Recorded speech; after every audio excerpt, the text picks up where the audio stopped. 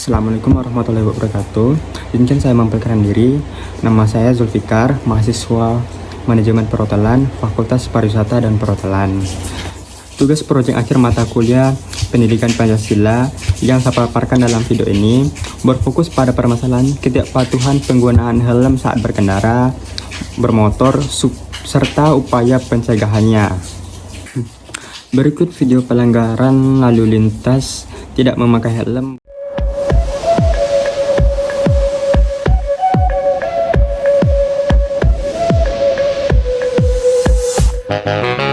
She leads a lonely life.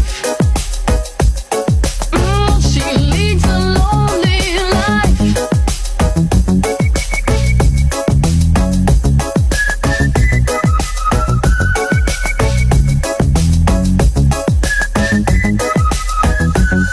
When she woke up late in the morning light, and the day had just begun.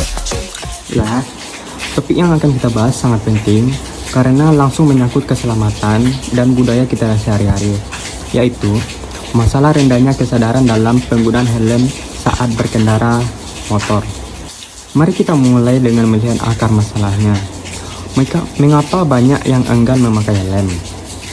Faktornya beragam, mulai dari alasan praktis seperti perjalanan dekat atau kepanasan, hingga masalah persepsi bahwa helm tidak nyaman atau mengurangi penampilan.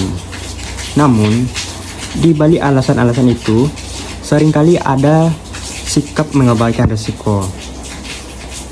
Dampaknya bukan hanya soal berujung tilang, ini lebih mendasar, seperti nyawa menjadi taruhannya. Data kecelakaan menunjukkan cedera kepala adalah penyebab utama kematian dan kecacatan fatal pada pengendara motor. Setiap kali kita tidak memakai helm, kita ibaratnya sedang berjudi dengan keselamatan diri sendiri dan juga menjadi beban potensial bagi keluarga dan masyarakat sekitar. Kaitannya dengan Pancasila, inti analisis. Nah, jika kita renungkan lebih dalam, masalah ini memiliki kaitan yang erat dengan nilai-nilai dasar pada bangsa kita. Pancasila, sila pertama ketuhanan yang Maha Esa. Mensyukuri anugerah kehidupan dan menjaga keselamatan diri adalah bentuk tanggung jawab kita kepada Sang Pencipta. Mengabaikan alat keselamatan seperti helm dapat dipandang sebagai bentuk ketidakpedulian terhadap anugerah yang diberikan. Sila kedua, kemanusiaan yang adil dan beradab. Berlalu lintas dengan aman adalah wujud menghargai hak asasi manusia, terutama hak untuk hidup dan untuk merasa aman. Tidak memakai helm hanya membahayakan diri sendiri, tetapi juga dapat membahayakan pengguna jalan lain dan menimbulkan trauma bagi pihak yang melihat jika terjadi kecelakaan. Sila ketiga, Persatuan Indonesia. Keselamatan berlalu lintas adalah kepentingan bersama. Tingginya angka korban kecelakaan akibat tidak memakai helm akan berdampak pada produktivitas nasional dan membebani sistem kesehatan kita. Menjaga keselamatan diri adalah kontribusi nyata untuk menjaga persatuan dan ketahanan bangsa. Sila keempat, kerakyatan yang dipimpin oleh hikmat kebijaksanaan dalam permusyawaratan perwakilan. Aturan helm adalah buah dari kebijakan yang dibuat untuk melindungi rakyat. Mematuhi aturan ini adalah bentuk partisipasi cerdas kita sebagai warga negara. Menghargai proses musyawarah yang telah menghasilkan regulasi untuk kebaikan bersama. Sila kelima, keadilan sosial bagi seluruh rakyat Indonesia.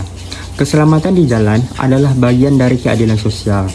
Setiap orang, tanpa memandang latar belakang, berhak merasa aman dan dilindungi saat menggunakan jalan raya.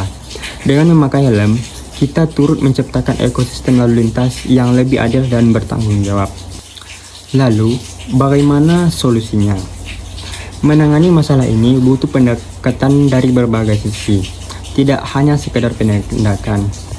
Salah satu contohnya, yang pertama yaitu pendidikan dan budaya sejak dini. Edukasi tentang pentingnya helm harus masuk ke keluarga, sekolah, dan komunitas. Bukan hanya aturan, tetapi menanamkan mindset bahwa helm adalah sahabat perjalanan, bukan beban. Yang kedua, peran komunitas dan lingkungan. Ayo jadikan memakai helm sebagai norma sosial di lingkungan RT, kampus, maupun perkantoran. Bisa ada kampanye teman peduli ingatkan helm. Peer pressure yang positif sangat efektif. Yang ketiga, penegakan hukum yang edukatif dan konsisten. Tilang dan sanksi tetap penting sebagai deteren atau pencegah, tetapi prosesnya bisa disertai dengan edukasi singkat. Misalnya, sebelum membayar denda, pelanggar dapat penjelasan tentang dampak tidak memakai helm. Yang keempat, inovasi dan aksesibilitas. Industri yang didorong untuk menciptakan helm yang lebih nyaman, bergaya, dengan ventilasi baik. Pemerintah atau perusahaan bisa mempertimbangkan program bantuan atau subsidi helm standar untuk masyarakat tertentu.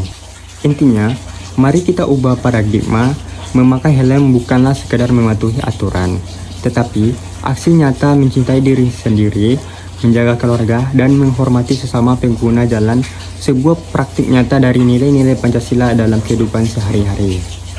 Demikian penjelasan materi kali ini. Semoga memberi perspektif baru. Mari bersama-sama menjadi agen perubahan untuk keselamatan berkendara kita semua. Terima kasih.